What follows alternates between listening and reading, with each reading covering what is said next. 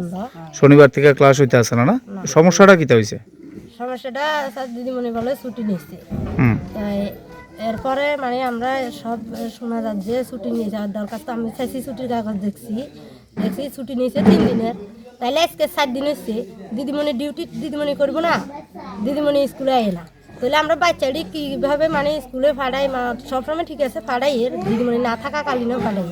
তো হেল্পারের গেছি যে দিদিমণি কই গেছে বা কী আসো বিষয়। তো হেল্পারের কাছে দিদিমণি ছুটিত গেছে। তো ছুটিত গেছে, কয়দিনে ছুটি লইছে? তো কয় 3 দিনের ছুটি লইছে। তো আমি কাছে 3 দিনের ছুটি লইলে 3 দিন তো শেষ, তাহলে এক যে 4 দিন তাহলে দিদিমণি স্কুলে কেন আসছে না?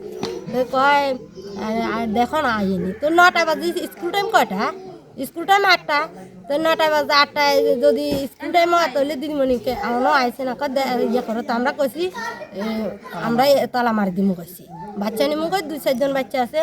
হেল্পারে কইছে যে আমি বাচ্চার করে খাওয়ান দিয়ে ইয়ে করি। তা জিজ্ঞাসি যে আপনি মনে করেন বাচ্চার করলে খাওয়ান রাঁধতে দেবেন, তো কোনো বাচ্চা যদি কোনো ক্ষতি হয় হে রিস্ক কি আপনি দিবেন? আপনি দিদিমণির কাজ দিদিমণি পড়াশোনা করবো, বাচ্চা দেখবো, আপনার কাজ আপনি খাওয়ান দিবেন।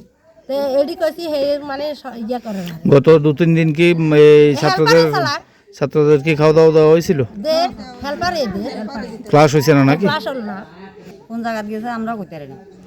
আর আমাদের বক্তব্য বাচ্চা যেহেতু আছে স্কুলে আমরা দিদিমণি রাখতাম না, আমরা প্রায় ভেজাল করি। কিন্তু আগে যে দিদিমণিটা আসছিল আমরা কোনোদিন স্কুলের সামনে আইন লাগছে না।